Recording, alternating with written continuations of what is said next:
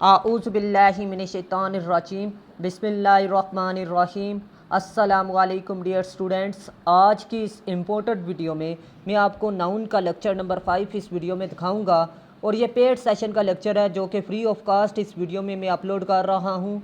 तो आप लोगों ने लाजमी इस वीडियो से इस्तेफ़ादा हासिल करना है। सबसे पहले मैं आपको बता दूँ, नाउन का ये लेक्चर आप चाहे CSS की तैयारी कर रहे हैं, चाहे PMS की तैयारी कर रहे हैं, चाहे FIA की तैयारी कर रहे हैं, इवन के जो भी आप इम्तिहान तैयार कर रहे हैं, ये आपको हेल्प आउट लाजमी करेगा। तो आप लोगों ने लाजमी इस लेक्चर से इस्तेफ़ादा हासिल करना है। इस लेक्चर की अगर कोई चीज़ समझ नहीं आती तो आपने वीडियो को लाजमी अगेन देखना है। अगर फिर भी नहीं समझ आती तो थर्ड टाइम लाजमी आपने समात करना है। इंशाअल्लाहुल अज़ीम आपको अच्छे तरीके से लेक्चर समझ आ जाएगा। अब चलते हैं अपनी वीडियो की तरफ। सबसे पहले जी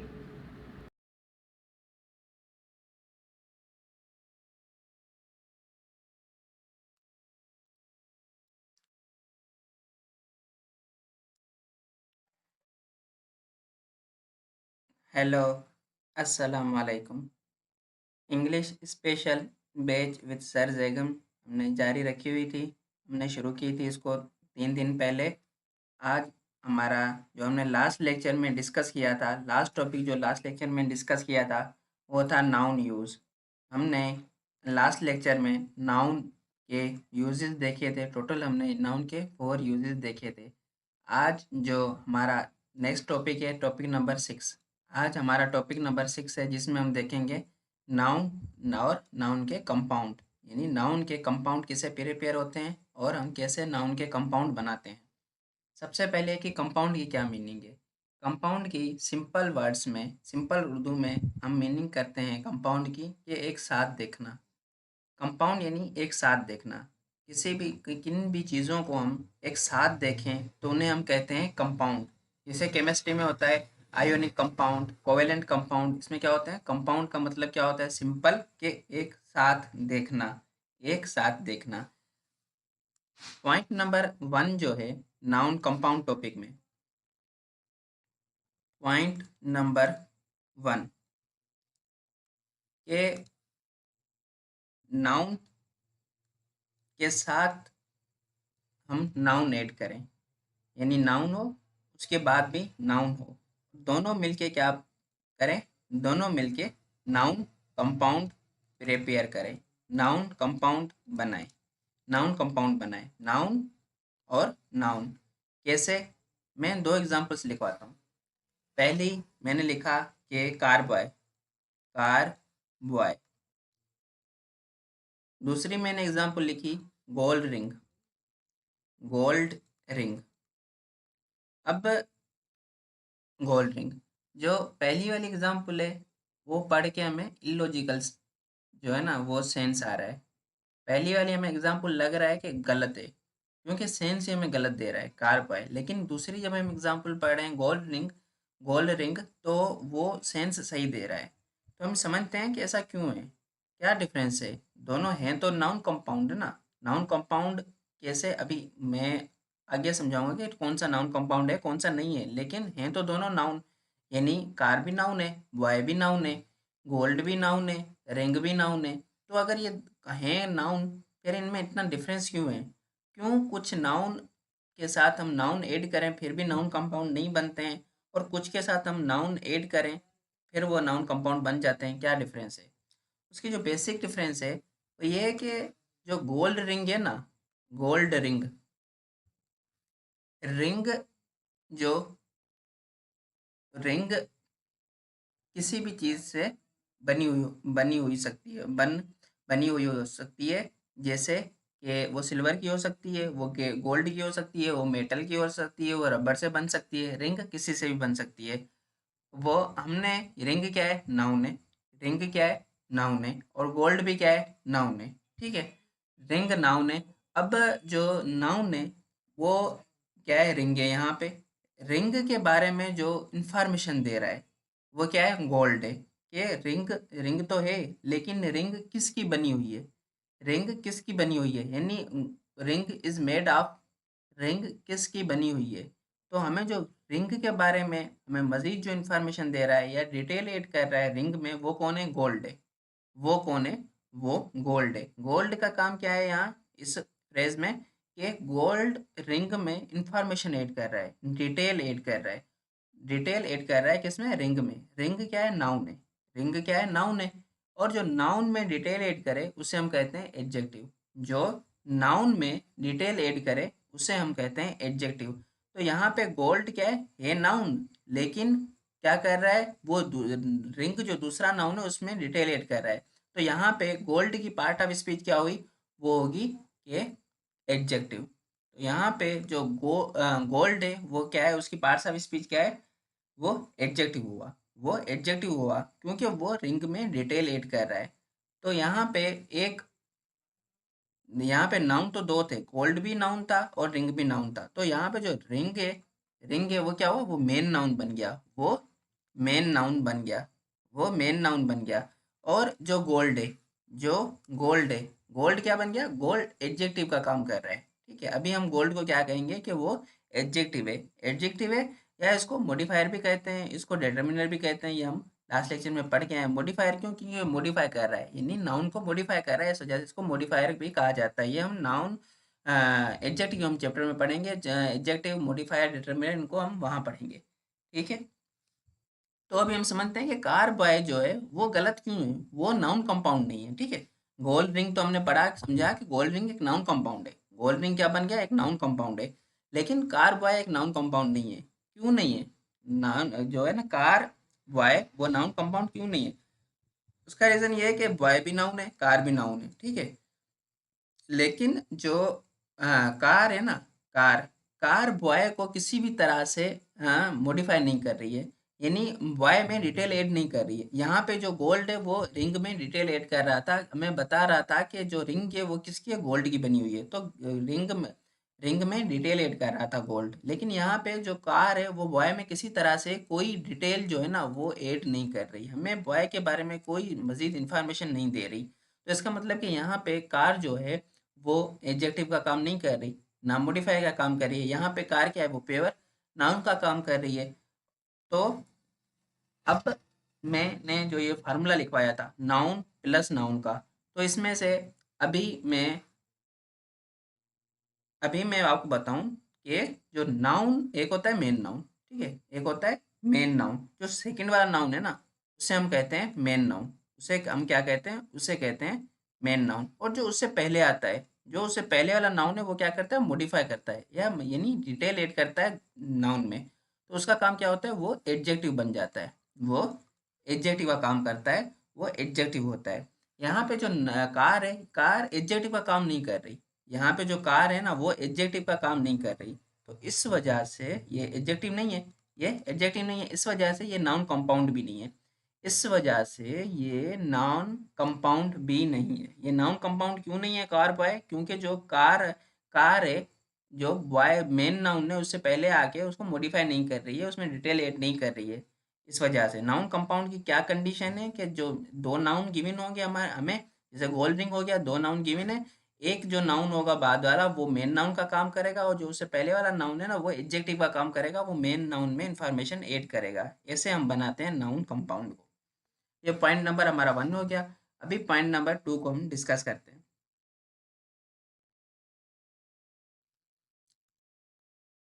पॉइंट नंबर 2, पॉइंट जो हम पीछे प्रीपोजिशन पढ़ाए हैं ना वो हमें पॉइंट नंबर 2 में काफ़ी हेल्प करेगी। ये पॉइंट नंबर 2 में होता है कि जैसे एक नाउन गिवन होगा, एक नाउन गिवन होगा, उसके बाद प्रीपोजिशन गिवन होगा, उसके बाद प्रीपोजिशन गिवन हो, और उसके बाद अगेन नाउन गिवन हो। ठीक है, ये एक फ्रेज बना गया। ये एक फ्रेज बन गया। ठीक है, नाउन प्रीपोजिशन नाउन। जैसे कि इनमें एग्जाम कॉम्पिटिटिव एग्जाम्स में ना काफ़ी इन्हीं जो इस पैटर्न पे काफ़ी मिस्टेक्स करते हैं। जो पॉइंट नंबर 2 है ना इसको हम डिटेल में पढ़ेंगे, क्योंकि इसमें काफ़ी क्वेश्चंस बनते हैं और स्टूडेंट यहाँ रॉन्ग करके भी आते हैं, क्योंकि कन्फ्यूजिंग होते हैं ये वाले क्वेश्चंस। जैसे कि मैंने लिखा कि एक एग्जांपल लिखी, सन इन ला, सन इन ला। अब जो सन है वो क्या है? नाउन है। और इन क्या है? प्रीपोजिशन है। और ला क्या है? नाउन है। ठीक है, ला क्या है? नाउन है। तो नाउन प्रीपोजिशन प्लस नाउन। अभी हम इसको डिटेल में समझते हैं और हम इसको समझेंगे कि दरमियान में हम हाइफन क्यों लगाते हैं, उसका यूज़ क्यों करते हैं, उसको भी समझेंगे। अभी हम इतना समझते हैं कि जो हमने लास्ट लेक्चर में पढ़ा था, जो प्रीपोजिशन होता है वो अपने बाद क्या लेता है, अपना ऑब्जेक्ट लेता है, अपना ऑब्जेक्ट लेता है। तो यहाँ पे जो प्रीपोजिशन के बाद जो नाउन होगा ना, वो ऑब्जेक्ट होगा। वो ऑब्जेक्ट किसका होगा, वो ऑब्जेक्ट किसका होगा, वो ऑब्जेक्ट इस प्रीपोजिशन का होगा, वो ऑब्जेक्ट इस प्रीपोजिशन का होगा। जैसे कि अगर मैं एक एग्जांपल लिखता हूँ, उससे इस टॉपिक को हम मज़ीद समझ सकते हैं। हम इसी से समझते हैं जो मैंने एग्जांपल लिखी हुई है। यहीं पे थोड़ा सा मैं के सन इन ला, सन इन ला, ठीक है, सन इन ला। अब जो इन ला है, इन ला वाला फ्रेज है, इन ला फ्रेज हमने कल पढ़ा था कि फ्रेज किसको कहते हैं, यानी दो वर्ड्स हों जिनमें एक कलेक्शन ऑफ वर्ड्स हों, दो वर्ड्स नहीं जिनमें कलेक्शन ऑफ वर्ड्स हों, उन्हें हम फ्रेज कहते हैं। इन क्या है, प्रीपोजिशन है। ला क्या है, नाउन है। तो प्रीपोजिशन है, प्रीपोजिशन अपने बाद क्या लेती है, अपना ऑब्जेक्ट लेती है, अपना ऑब्जेक्ट लेती है, ठीक है। तो ला क्या है, वो नाउन है और ऑब्जेक्ट का काम कर रहा है। ऑब्जेक्ट किसका है, प्रीपोजिशन का है। ऑब्जेक्ट किसका है, प्रीपोजिशन का है। तो ये वाली फ्रेज क्या बन गई, ये वाली कौन सी फ्रेज बन गई, ये हमने कल डिस्कस किया था कि ये वाली फ्रेज कौन सी है, ये प्रीपोजिशनल फ्रेज बन गई, ये प्रीपोजिशनल फ्रेज बन गई। और हमने कल ये भी डिस्कस किया था कि जो प्रीपोजिशनल फ्रेज होती हैं, प्रीपोजिशनल फ्रेज होती हैं, या तो वो एडवर्ब फ्रेज का काम करती हैं या वो एडजेक्टिव फ्रेज का काम करती हैं, ठीक है। अब ये प्रीपोजिशनल फ्रेज है, ये प्रीपोजिशनल फ्रेज है, प्रीपोजिशनल फ्रेज है इन ला, सन इन ला। अब जो इन ला है ना, ये प्रीपोजिशन फ्रेज है, ये काम क्या कर रही है, ये सन में डिटेल ऐड कर रही है, ये सन में डिटेल ऐड कर रही है, ठीक है। इन ला वाली जो प्रीपोजिशनल फ्रेज है, जो प्रीपोजिशनल फ्रेज है इन ला, ये वाली प्रीपोजिशनल फ्रेज, ये डिटेल ऐड कर रही है किसमें, सन में, ठीक है। ये किस में डिटेल ऐड कर रही है, ये सन में डिटेल ऐड कर रही है, ये सन में डिटेल ऐड कर रही है, ओके। तो यहाँ पे जो मेन नाउन हुआ वो कौन सा, वो सन हो गया। मेन नाउन जो है ना वो सन है, क्योंकि जो इन ला वाली फ्रेज है वो डिटेल ऐड कर रही है किसमें, सन में। इस वजह से जो मेन नाउन है वो क्या है, वो सन है, वो सन है, ठीक है। अब मैं लिखूं कि हम अगर इसका प्लूरल बनाएं, अगर मैं कहूं कि इसका प्लूरल, करेक्ट प्लूरल क्या होगा, स्टूडेंट यही मिस्टेक करते हैं एग्जाम्स में, ठीक है। उनको यहीं पे मिस्टेक्स होती है, यहीं पे कंफ्यूजन होती है। इसका प्लूरल क्या होगा, ए सन्स इन ला, सन्स इन ला, ठीक है। बी ऑप्शन सन इन लाज,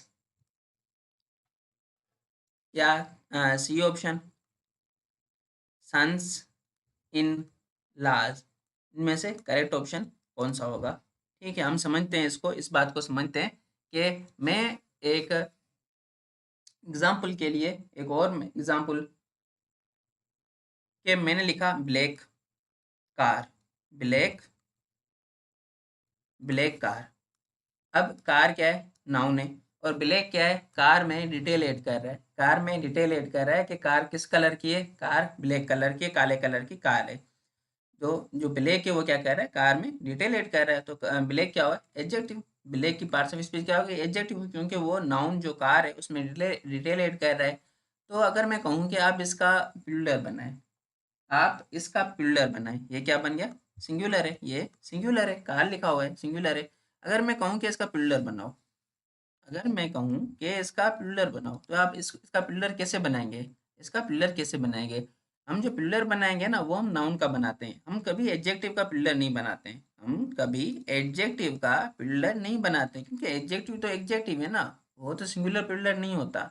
सिंगुलर प्लूरल नाउन होता है, ठीक है, वर्ब होता है, लेकिन एडजेक्टिव सिंगुलर प्लूरल नहीं होता। तो इस वजह से हम जो प्लूरल बनाएंगे वो नाउन का प्लूरल बनाएंगे, हम जो प्लूरल बनाएंगे वो नाउन का प्लूरल बनाएंगे। तो हम इसका प्लूरल कैसे बनाएंगे कि black cars, black, black cars. अब ये क्या बन गया, ये इसका प्लूरल बन गया। तो हमने देखा जो ब्लैक था, जो ब्लैक था, जो एडजेक्टिव था, तो हमने उसका प्लूरल नहीं बनाया, हमने जो मेन नाउन है कार, कार, उसका हमने प्लूरल बनाया है। सिमिलरली सिमिलरली यहाँ पे जो मेन नाउन है वो क्या है, वो सन है। मेन नाउन क्या है, सन है। और इन ला क्या है, वो एडजेक्टिव है। इन ला क्या है, एडजेक्टिव है। वो एडजेक्टिव क्यों है, क्योंकि वो सन में डिटेल ऐड कर रहा है, वो सन में डिटेल ऐड कर रहा है। इस वजह से ये कौन सी फ्रेज बन गई, ये एडजेक्टिव फ्रेज बन गई, ये एडजेक्टिव फ्रेज बन गई। ये हमने लास्ट लेक्चर में पढ़ा था कि प्रीपोजिशनल फ्रेज जो है ना, या एडवर्ब फ्रेज का काम करती है या एडजेक्टिव फ्रेज का काम करती है। यहाँ पे ये क्या है, प्रीपोजिशनल फ्रेज क्या कर रही है, एडजेक्टिव फ्रेज का काम कर रही है।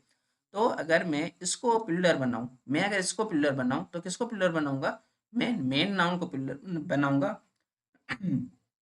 क्योंकि जो इन ला है वो एडजेक्टिव है और एडजेक्टिव को हम सिंगुलर पिलर नहीं बनाते हैं। तो इसका मैं पिलर कैसे बनाऊंगा कि सन्स इन ला, सन्स इन ला। अभी मैं समझाता हूँ कि हम हाइफन यूज क्यों करते हैं। जब हम ऐसे कंपाउंड बनाते हैं, जब हम नाउन प्रोपोजिशन नाउन से कंपाउंड बनाते हैं, तो उसमें हम हाइफन यूज क्यों करते हैं, उसका क्या रीजन है।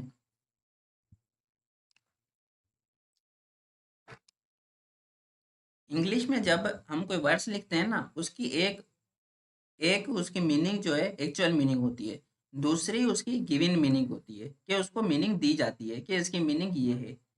एक, ठीक है, एक मीनिंग को जो होती है, एक तो होती है एक्चुअल मीनिंग, एक होती है एक्चुअल मीनिंग, एक होती है एक्चुअल मीनिंग, दूसरी होती है given, given meaning, given meaning,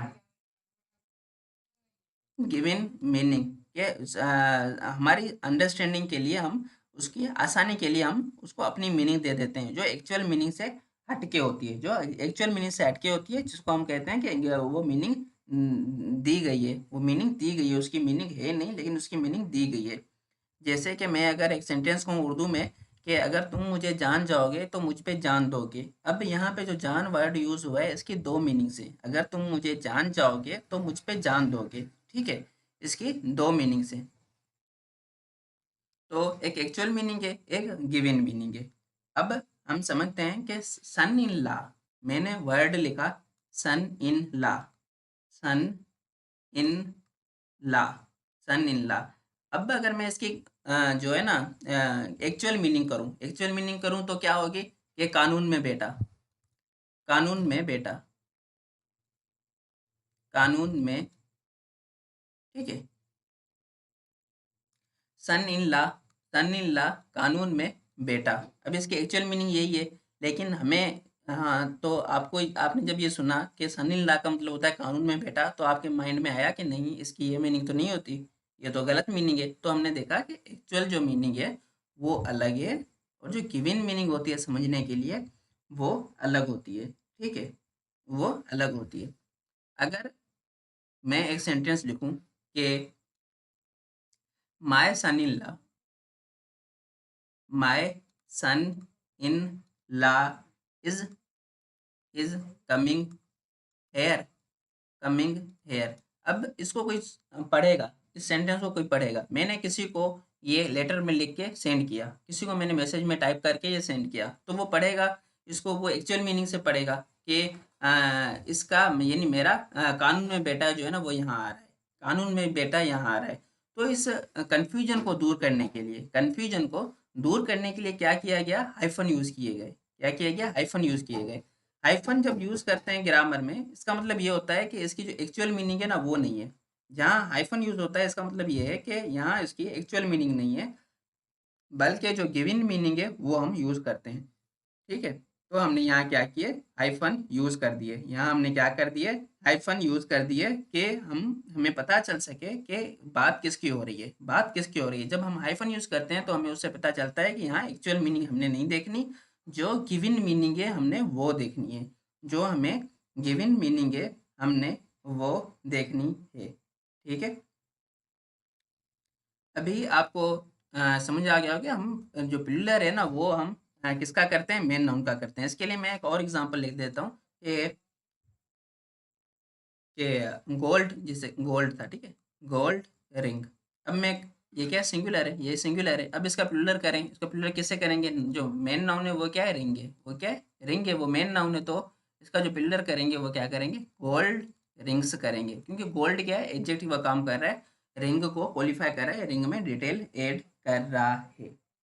I hope कि यहाँ तक आपको जो 2 पॉइंट हैं वो समझ आ गए होंगे। पहला पॉइंट कि नाउन प्लस नाउन से हम कंपाउंड कैसे बनाते हैं। सेकंड के नाउन प्रोपोजिशन प्लस नाउन वाला जो कंपाउंड बनता है, प्रिपेयर होता है, वो हम कैसे प्रिपेयर करते हैं। जो हमारा थर्ड और लास्ट पॉइंट है जो नाउन कंपाउंड में, उसको डिस्कस करते हैं। पॉइंट नंबर 3 है।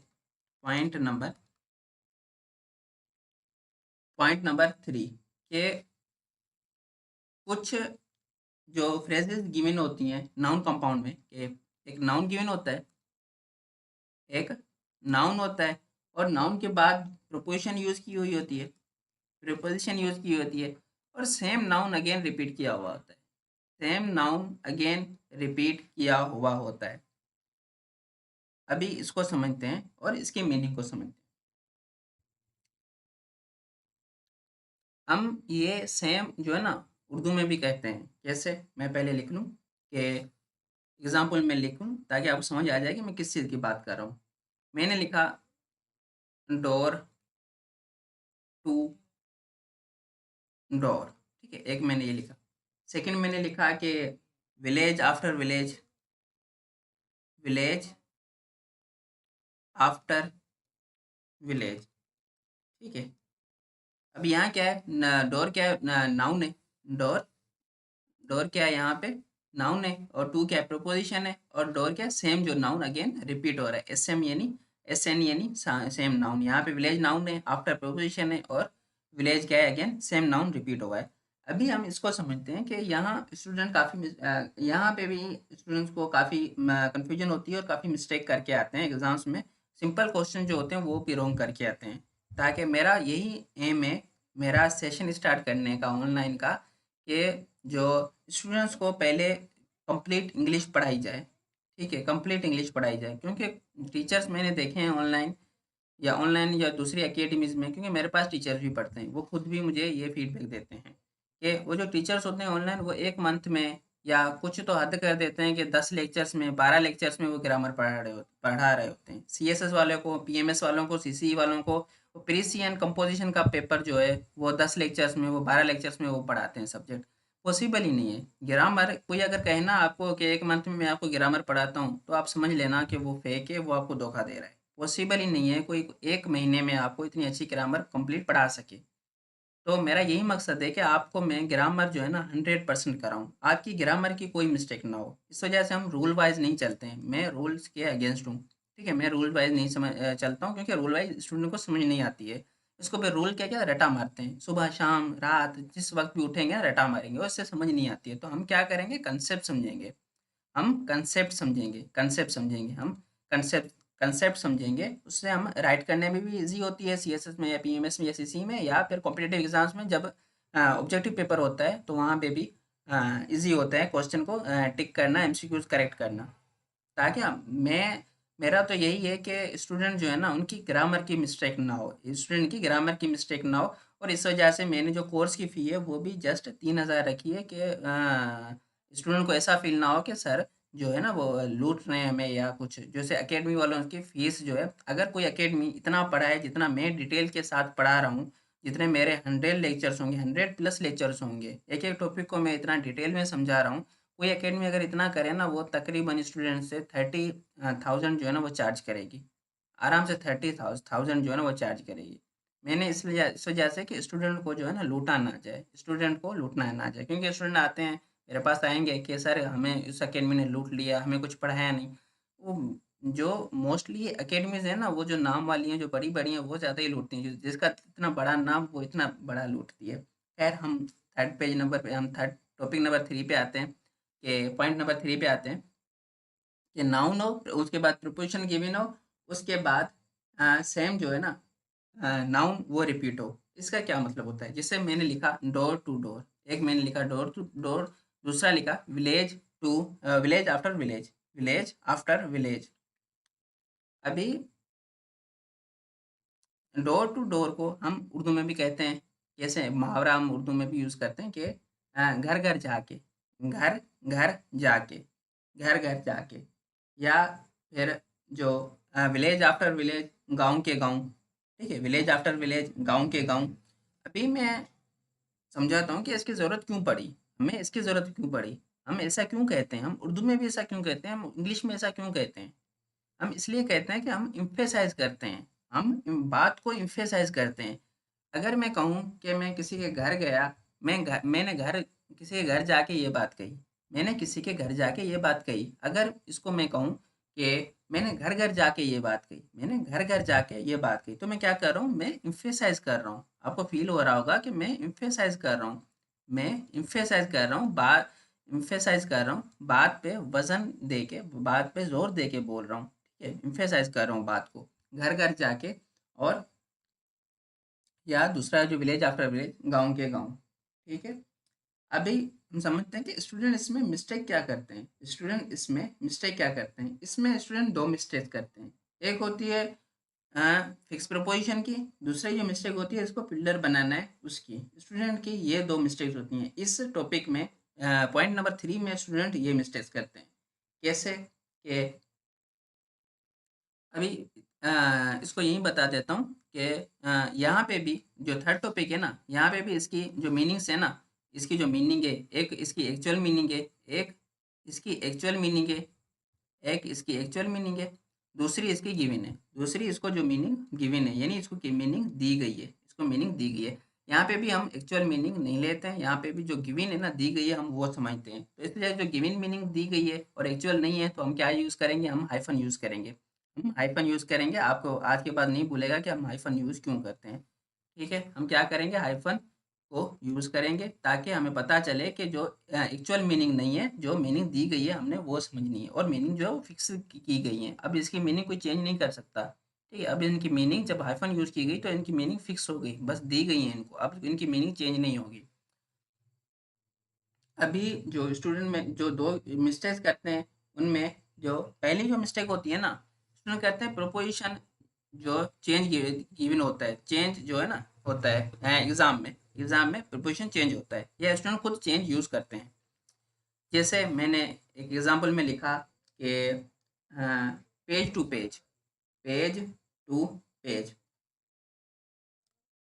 मैंने लिखा page to page, page to page. अब यहाँ पे स्टूडेंट को मिस्टेक हो जाती है। वो इसको भी लगता है उनको कि हाँ, बस जो सर ने पढ़ाया था कि नाउन है, फिर प्रीपोज़िशन है, फिर उसके बाद सेम नाउन रिपीट हुआ है, ये तो एक नाउन कंपाउंड बन गया और ये बिल्कुल सही है, तो वो करेक्ट करके आ जाते हैं, या कहीं वो बुक में ऐसा पढ़ते हैं। तो इंग्लिश में जो फिक्स प्रीपोज़िशन है ना, वो फिक्स हैं, वो फिक्स हैं। वो नाउन कंपाउंड में जो ऐसे नाउन कंपाउंड है, जो नाउन है अगेन सेम नाउन रिपीट होता है, तो उनमें जो दरमियान में प्रीपोज़िशन आती है ना, वो फिक्स है। वो फिक्स है, वो फिक्स है, तो वो उसको हम चेंज नहीं कर सकते हैं। अब इसके सेंस में ये सवाल गलत है, ये सवाल गलत है। पेज टू पेज नहीं होता, पेज आफ्टर पेज होता है। पेज आफ्टर पेज होता है। पेज आफ्टर पेज होता है। तो इसका जो फिक्स्ड प्रोपोज़िशन है, जो करेक्ट प्रोपोज़िशन है, जो अब चेंज नहीं होगा, वो है आफ्टर। मैं इसकी आपको एक पीडीएफ सेंड कर दूँगा बाद में कि जो इनके साथ फिक्स कौन से यूज़ होते हैं, ताकि आपकी ये वाली मिस्टेक अगेन ना हो। जो ये हो गई फर्स्ट, स्टूडेंट जो करते हैं। अभी जो सेकंड मिस्टेक जो स्टूडेंट करते हैं, वो है इसको पिलर बनाते हैं। ये इसका पिलर कैसे बनेगा, ठीक है? अब मैं मैंने वो जो ऊपर लिखा था ना डोर, क्या था ना, डोर टू डोर। अब मैं अगर ये क्या है, सिंगुलर, ठीक है? ठीक है, सिंगुलर। अब समझ लेते हैं कि इसको स्टूडेंट जो क्या है, मैं आपके अकॉर्डिंग बता रहा हूँ कि ये क्या है, सिंगुलर है, ठीक है? ये सिंगुलर है। अब मैंने कहा कि इसको पिलर बनाओ, इसको पिलर बनाओ। मैंने 3 ऑप्शन दिए कि इसको पिलर कैसे बनेगा। डोर टू डोर्स बनेगा, डोर्स टू डोर बनेगा, या डोर्स टू डोर्स बनेगा। इसका जो नाउन कंपाउंड क्या बनेगा, इन तीनों में से करेक्ट कौन सा है? तो आपको सुन के दुःख होगा कि इन तीनों में से कोई करेक्ट नहीं है। इन तीनों में से कोई करेक्ट नहीं है। क्यों नहीं है करेक्ट? अब इसी बात को समझते हैं, और यहाँ पे हमारा ये लेक्चर एंड होगा, क्योंकि स्टूडेंट को ये सेकंड मिस्टेक है जहाँ जो स्टूडेंट करते हैं। अभी हम इसको समझते हैं डिटेल में कि ऐसा क्यों है, ऐसा क्यों है? इसके लिए मैं आपको एक एग्ज़ाम्पल लिखवाता हूँ जिससे समझाता हूँ। मैंने एक एग्जांपल लिखी, बल्कि 2 लिखता हूँ, 2 से मैं 2 एग्जांपल ल लिख के आपको उससे समझाता हूँ। मैंने लिखी each boy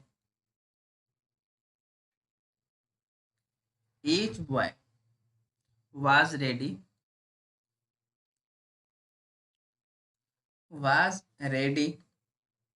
was ready to help me was ready to help me. Second example मैंने लिखी कि one boy one boy was ready to help me. अब इन 2 सेंटेंस में हम डिफरेंस समझते हैं।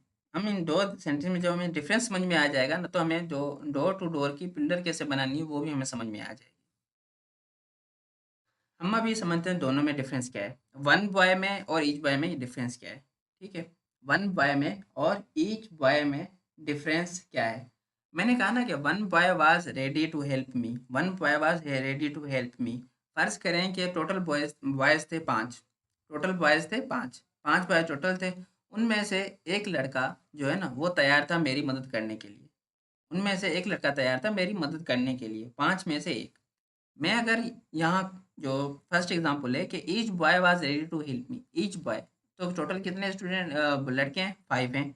तो ईच बॉय यानी क्या, 5 में से 5 जो लड़के थे वो तैयार थे मेरी हेल्प करने के लिए, 5 में से 5 लड़के तैयार थे मेरी हेल्प करने के लिए। अब तो यहाँ पे, यहाँ तक आपको समझ आ गया होगा। अभी हम समझते हैं कि वन यहाँ यूज़ किया है हमने, यहाँ ईच यूज़ किया है। इसमें थोड़ा और डिफरेंस हम समझ लेते हैं कि वन की क्या मीनिंग है और ईच की क्या मीनिंग है। वन की मीनिंग है कि एक लड़का, एक, ठीक है, एक लड़का, एक लड़का, एक लड़का। लेकिन ईच बॉय की क्या मीनिंग है, ईच बॉय की मीनिंग है हर एक लड़का, हर एक, हर एक लड़का। ये क्या मैंने करका लिख दिया है क्या, हाँ ठीक है, हर एक लड़का, हर एक लड़का, यानी कि एक एक करके, एक एक करके। मैं, आप मेरे लफ्ज़ों पे गौर करना कि मैं क्या कह रहा हूँ कि एक एक करके, यानी ईच बाय क्या, एक एक करके सबकी बात करना।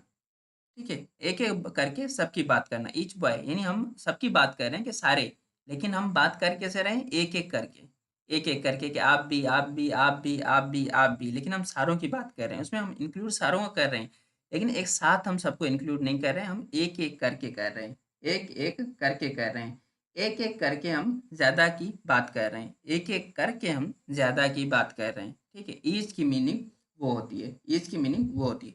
तो ईच के साथ भी हम क्या करते हैं, सिंगुलर नाउन यूज़ करते हैं, सिंगुलर नाउन यूज़ करते हैं, और ईच के साथ हम सिंगुलर वर्ब यूज़ करते हैं, ईच के साथ भी हम सिंगुलर नाउन यूज़ करते हैं, सिंगुलर वर्ब यूज़ करते हैं। सिमिलरली वन के साथ भी हम सिंगुलर नाउन यूज़ करते हैं और सिंगुलर वर्ब यूज़ करते हैं। इसको हम सब्जेक्ट वर्ब एग्रीमेंट टॉपिक में पढ़ेंगे। अभी हम इसको वापस आते हैं और इस क्वेश्चन को समझते हैं। अभी हम वापस आ गए, इस क्वेश्चन को समझते हैं कि डोर टू डोर की हम पिल्लर कैसे बनाते हैं, हम इसको पिल्लर कैसे बनाते हैं। मैंने जो नीचे एग्जाम्पल में समझाया कि हम ईच ईच में क्या करते हैं, एक एक की बात करते हैं, ठीक है, हर एक की बात करते हैं, एक एक करके सबकी बात करते हैं, एक एक करके सबकी बात करते हैं। इसी तरह डोर इनटू इनटू डोर, ठीक है, डोर टू डोर जो मैंने सेंटेंस लिखा है, जो मैंने फ्रेज लिखा है, सेंटेंस तो नहीं है, मैंने जो है कंपाउंड लिखा है, सिंपली मैंने जो है कंपाउंड लिखा है, मैंने जो कंपाउंड लिखा है, ये दिखाता किसको है, ये दिखाता सिंगुलर को है, सिंगुलर को दिखाता है, एस एल मैंने शॉर्ट में लिखा हुआ है कि सिंगुलर, ठीक है। जो डोर टू डोर है वो दिखाता किसको है, दिखाता किसको है, सिंगुलर को दिखाता है। ये घर घर जाके दिखाता किसको है, सिंगुलर को, सिंगुलर करके दिखाता है, ठीक है, एक एक करके, एक एक करके यानी सिंगुलर को दिखाता है, लेकिन रिप्रेजेंट पिलर को करता है, लेकिन रिप्रेजेंट जो है ना वो पिलुलर को करता है, ठीक है, पिलर को रिप्रेजेंट जो है ना वो पिलर को करता है। कैसे कि हर एक, या फिर मैं कहूँ कि एक एक करके सबकी बात करता है, एक एक करके सबकी सबकी बात करेगा तो क्या, पिलर बन गया, और एक एक करके करता है, तो क्या दिखाता सिंगुलर को है, लेकिन रिप्रेजेंट क्या करता है, वो पिल्लर को करता है, वो पिल्लर को रिप्रेजेंट करता है। दिखाता सिंगुलर है, इसके साथ इस वजह से हम इसके साथ जो वर्ब होती है ना वो भी हम सिंगुलर यूज करते हैं। शो इसको करता है, सिंगुलर को करता है, इस वजह से जो इसके साथ हम वर्ब यूज करते हैं वो भी सिंगुलर वर्ब यूज करते हैं इसके साथ।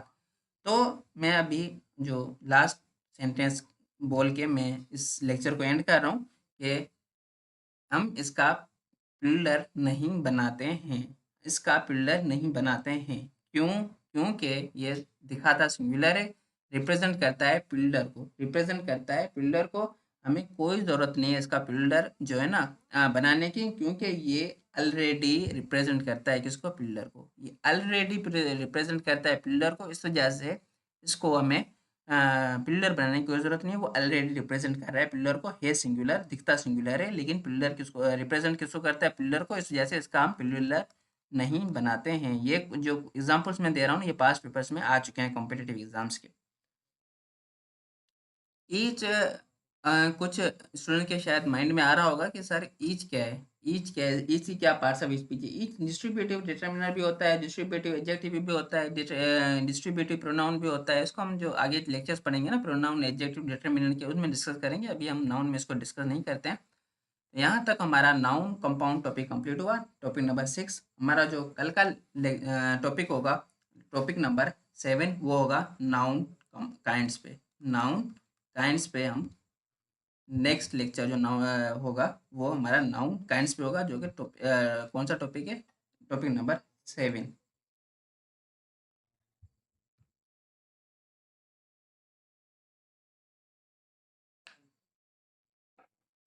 अगर आप लोग CSS के ऐसे या PMS के ऐसे या तहसीलदार के ऐसे के हवाले से परेशान हैं, तो आप लोगों को बता दूं कि मैंने CSS, PMS और तहसीलदार के ऐसे के लिए 6 ऐसे बनाए हैं, और ये 6 के 6 ऐसे जो से हैं डिस्क्रिप्टिव ऐसे पर लिखे हैं। ऐसा मजमून जो कि मसाइल पर हर साल CSS, PMS और तहसीलदार के ऐसे के पेपर में आए, वो डिस्क्रिप्टिव ऐसे कहलाता है, ठीक है। और सबसे अहम बात बता दूं, एक ऐसे में 100 ऐसे क्लियर होगा। अगर 6 ऐसे आप बाई करते हैं तो 600 ऐसे आपका क्लियर होगा। और मेरे CSS के ऐसे, PMS के ऐसे और तहसीलदार के ऐसे की 2 किस्में हैं। एक 6 ऐसे पर मुश्तमिल है और एक ऐसे जो से है वो मल्टी ऐसे पर। अब इनमें फ़र्क क्या है? इनमें फ़र्क ये है कि 6 ऐसे जो से हैं इनमें स्पेसिफ़िक सजेशंस, स्पेसिफ़िक इफ़ेक्ट का जिक्र किया गया है, जबकि आपको बता दूं एक ऐसे जोन सा है उसमें कॉमन सी बात की गई है।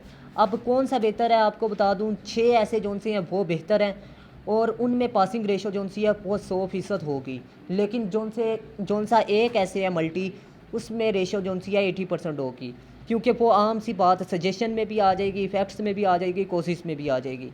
और ये CSS के ऐसे जो से हैं CSS क्वालिफायर टीचरों से चेकशुदा होंगे और ये पेड सेशन के टीचर्स हैं, आम टीचर से चेक नहीं करवाएंगे। मैं खुद CSS को पढ़ाता हूँ, लेकिन फिर भी मैं रीचेक इसलिए करवा रहा हूँ कि स्टूडेंट के साथ मुकम्मल तौर पर कोऑपरेट किया जाए, मतलब उनमें फेलियर का चांस ना होने के बराबर हो जाए।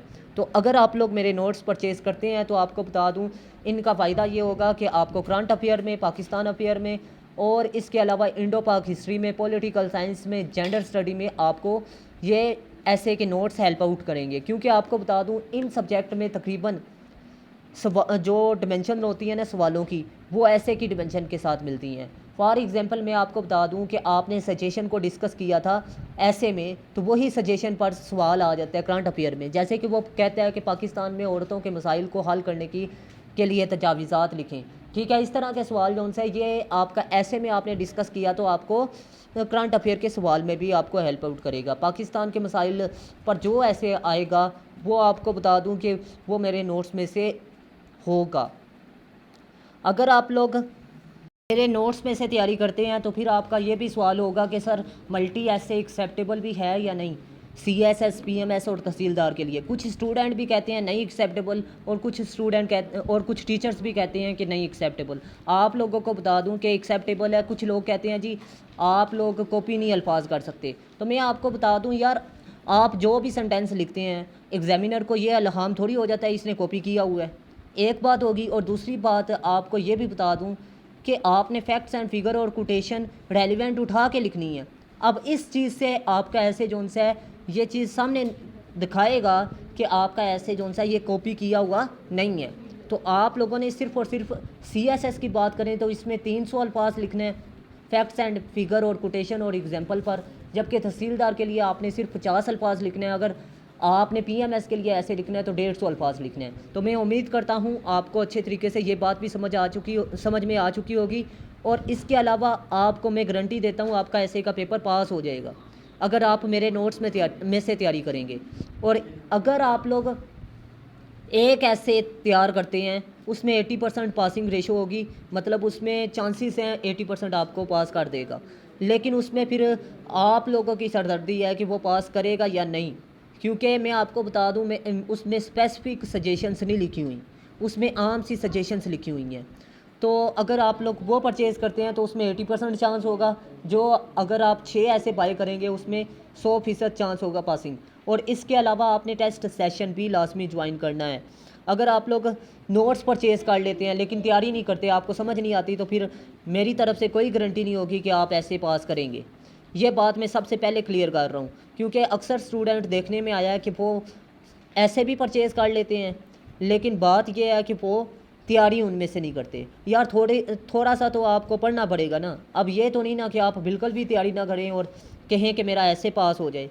तो पाकिस्तान में जो भी स्टूडेंट है ना, मैं आपको 80% बता रहा हूँ कि 90% हमारे स्टूडेंट जो उनसे काम करना नहीं चाहते। अगर ऐसे की बात करें, इसमें थोड़ा सा आपको पढ़ना पड़ेगा, मेरे नोट्स में से तैयारी करनी पड़ेगी। ये नहीं कि तैयारी के बगैर ही आप जाकर इम्तिहान में बैठ जाएं और पास हो जाएं, तो ये नामुमकिन सी चीज़ है। तो मैं उम्मीद करता हूँ आपको मेरी बात अच्छे तरीके से समझ में आ चुकी होगी। अल्लाह हाफिज़। पाकिस्तान जिंदाबाद।